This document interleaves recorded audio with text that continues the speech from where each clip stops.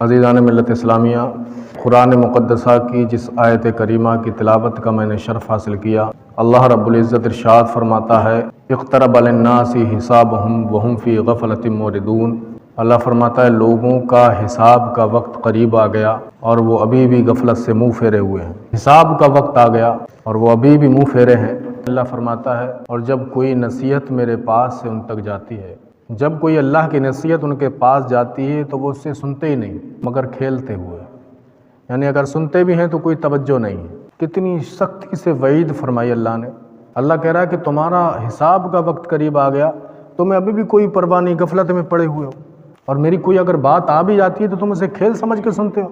عزیزان گرامی، اسی قرآن پاک میں اللہ ارشاد فرماتا ہے اطیعوا اللہ واطیعوا الرسول، میرے اور میرے رسول کی اطاعت کرو، پیروی کرو، ان کے احکاموں پہ، ان کے طریقہ کار پر عمل کرو۔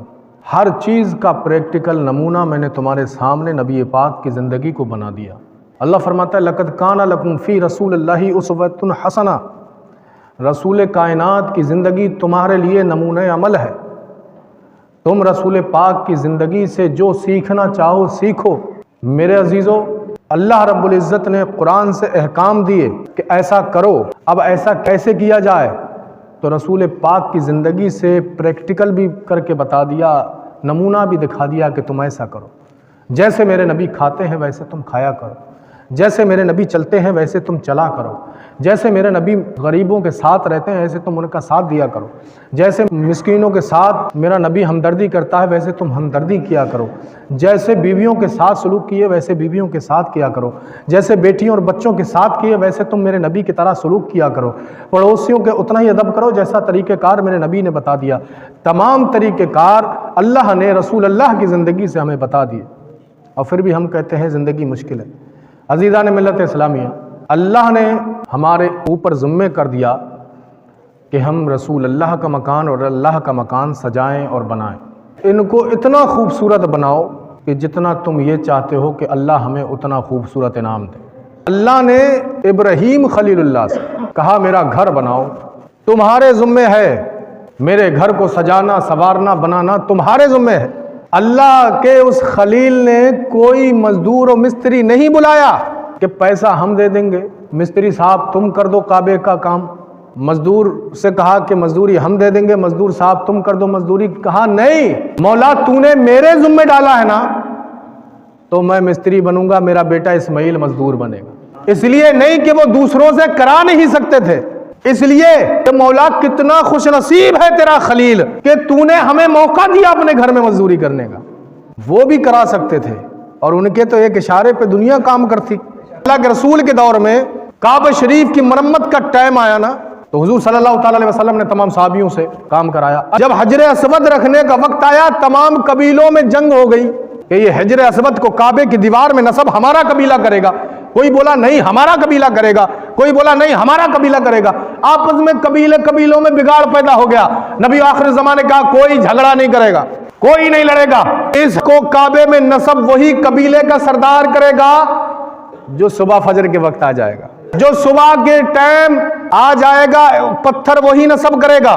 اللہ اکبر، سارے قبیلے کے سردار چارپائیوں پہ بستروں پر یہی فکر میں، یہی ٹینشن میں، یہی پرواہ ستا رہی کہ صبح کو آنکھ کھلے گی نہیں کھلے گی، سارے کے سارے قبیلے کے سردار لیٹے ہیں، اسی کشمکش میں ہے اگر ہم نے حجر اسود کو کعبے میں نصب کیا تو ہمارے قبیلے کا نام ہو جائے گا۔ وہ کہنے لگا ہمارے قبیلے والوں کے سردار نے اگر نصب کیا تو ہمارے قبیلے کا نام ہو جائے گا۔ اللہ اکبر، تمام قبیلے کے سردار یہی سوچ میں، اسی پشپنج میں ہے کہ کاش آنکھ کھلی نہ کھلی، کوئی سو گیا کوئی نہیں سویا، راتوں رات جاگتے رہے۔ صبح صادق کا وقت قریب آیا، سارے قبیلے کے سردار نمبر بائی نمبر اپنے گھروں سے جب نکل کے آئے تو دیکھا نبی آخر الزماں پہلے سے موجود ہے۔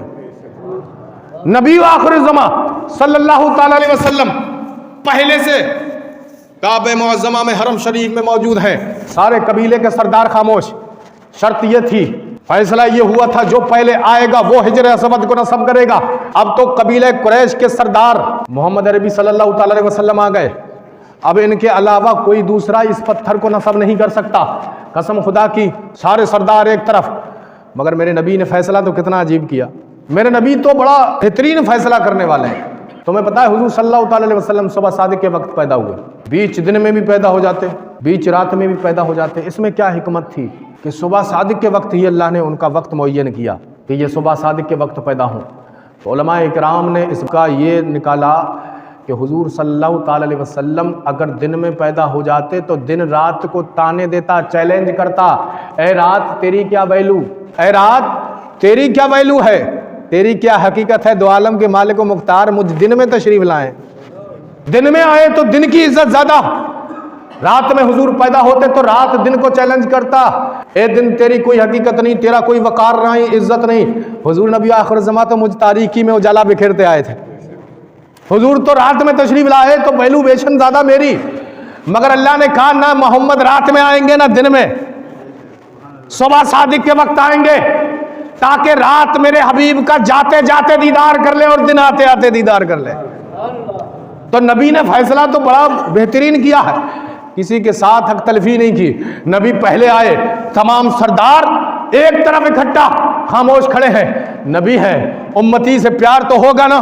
نبی نے اپنی چادر مزمل والی چادر بچھائی, تمام قبیلے کے ایک ایک سردار کو بلایا کہ کوئی یہ نہ کہہ دے کہ ہم نے پتھر نصب نہیں کیا, آؤ تمام قبیلے کے سردار آؤ اور اس چادر کا کونا پکڑ کر کے حجر اسود کو اٹھا کر کے لے کے چلو.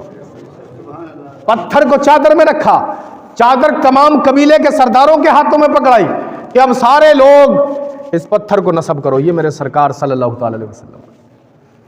تو وہ خوش نصیب ہوتا ہے جو ایک پتھر بھی اللہ کے مکان میں لگاتا ہے, وہ خوش نصیب ہوتا ہے جو اللہ رب العزت کی بارگاہ میں خرچ کرتا ہے. عزیزان ملت اسلامیہ, ہم لوگوں کو مسجدوں سے پیار اس لیے کم ہے کیونکہ ہم نے اس میں دل سے کام نہیں کیا, دل سے نہیں سنوارا, دل سے نہیں بنایا. مسجد گندی ہے تو گندی رہنے دی, چٹائی بچھی ہے تو بارش ہو یا آندھی آئے بچھی رہنے دی. یہ خیال تب پیدا ہوتا جب ابو بکر صدیق کی طرح چٹائیاں اپنے ہاتھوں سے بنی ہوتی, محمد عربی صلی اللہ تعالی علیہ وسلم کے جیسے ان پتھروں کو اپنے ہاتھوں سے کاٹا ہوتا, تب پتہ چلتی کہ مسجد کتنی مشکلوں سے بنی ہے. تیار رہو اللہ کی راہ میں خرچ کرنے کے لیے, تیار رہو اللہ کے دین کو فروغ دینے کے لیے, اس کو مضبوط کرنے کے لیے, ان مکانوں کو خوبصورت حسین بنانے کے لیے. یہ ہر کسی کو موقع نہیں ملتے, اور جب موقع کا وقت آتا ہے تو ہم نہیں ملتے. ان گھروں کو جب اپنی محنت سے محبت سے سجاؤ گے نا تو ان میں نماز پڑھنے کا بھی مزہ آئے گا. ہمیں پتہ ہے نماز کا بھی بہت بڑا, میں بتاتا رہتا ہوں نا, ہم لوگ توجہ نہیں دیتے. ایک صحابی ہیں حضرت انس بن مالک رضی اللہ تعالیٰ عنہ, حضرت انس جا رہے تھے نا, ایک صحابی اپنی مٹی کی دیوار جھوپڑی بنا رہے تھے. یہ حکایت بتا رہا ہوں اس لیے تاکہ ہماری کچھ دل کی آنکھیں کھلیں اور ہم سوچیں یار ہم کیا کرنے میں لگے, ہم کس کشمکش میں پھنس گئے, ہم تھے کیا, ہم بن کیا گئے. صحابی ہے مٹی کا گارا اٹھا کے دیوار پہ مل رہے تھے, تو حضرت انس رضی اللہ تعالیٰ عنہ کو دیکھا نا پریشان حال ہے, چہرہ اترا ہوا ہے. صحابی دیوار پہ مٹی لگاتے جا رہے نا, حضرت انس سے پوچھا کیا بات ہے, آج چہرہ کیا اترا, کیوں اتر گیا, کیا کوئی آیت نازل ہو گئی اللہ کی, کیا اللہ کی طرف سے کوئی حکم آیا.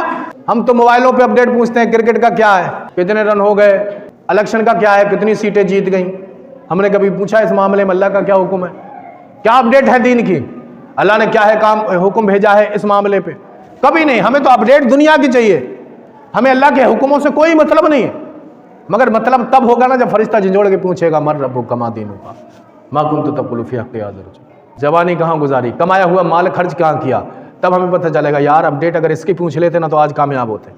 آج قبر میں جھنجھوڑے نہیں جاتے, سلا دیے جاتے. آج قبر میں پیس نہیں دیے جاتے, ادھر کی پسلی ادھر اور ادھر کی پسلی ادھر ہو جاتی. تمہیں پتہ ہے قبر سب سے مشکل ترین منزل ہے. صحابی نے پوچھا اے انس کیا بات ہے, چہرہ اترا کیوں ہے, کوئی اللہ کی طرف سے پیغام آیا. حضرت انس کہتے ہیں ہاں میرے دوست, آج اللہ کی طرف سے کام آیا ہے. اللہ فرماتا ہے اقترب للناس حسابهم وهم فی غفلۃ موردون, لوگوں کے حساب کا وقت قریب آ گیا اور وہ ابھی بھی غفلت میں ہے. قسم خدا کی کوئی محل نہیں بنا رہے تھے وہ صحابی, ایک مٹی کی جھوپڑی اس کی ایک سائیڈ کی دیوار بنا رہے تھے. جب یہ حکم سنا کہ تم ابھی بھی غفلت میں ہو, حساب کا دن آنے والا ہے, صحابی رسول 1400 برس پہلے اپنے ہاتھوں سے بنائی ہوئی دیوار کو اپنے ہاتھوں سے گرا کے کہتے ہیں یار اس دیوار کا کیا کروں گا, پہلے اللہ کو حساب دینے کی تیاری کروں. خود دیوار گرا دی, کہا یار پہلے وہ تیاری تو کروں جس کے لیے اللہ نے تیار رہنے کو کہا ہے. اللہ کہتا ہے یا ایھا الناس اتقوا ربکم ان زلزلۃ الساعۃ شیء عظیم, تم جسے کہانیاں سمجھتے ہو, تم جسے قصے سمجھتے ہو, تم جسے سن کے یہ صرف ایک کہانی ہے انجوائے کرو، نہیں، اللہ کہتا ہے یا ایھا الناس اتقوا ربکم، اے لوگو اللہ سے ڈرو، انا زلزلۃ الساعۃ شیء عظیم، تم نے کیا سوچ لیا قیامت کوئی فیسٹیول ہے؟ تم نے کیا سوچ لیا قیامت کوئی عام دن ہے؟ تو 60 سال کی زندگی میں تڑپتا بھی ہے، بلکتا بھی ہے، روتا بھی ہے، مسکراتا بھی ہے، انجوائمنٹ بھی کرتا ہے، پارٹیاں بھی کرتا ہے، دکھوں کے پہاڑ بھی جھیلتا ہے، 60 سال کی زندگی میں کئی بار اپنے مرنے کی دعائیں بھی کر لیتا ہے۔ اے انسان ڈر اللہ سے، وہ صرف 60 سال کا دن نہیں 50,000 سال کا دن ہے۔ انا زلزلۃ الساعۃ شیء عظیم، قیامت کا زلزلہ بڑا عظیم چیز ہے، تو اس کو ہلکے میں لیتا ہے، اور ان کے لیے وہ فیسٹیول ہے جو اللہ کے لیے ہر وقت تیار رہتے ہیں۔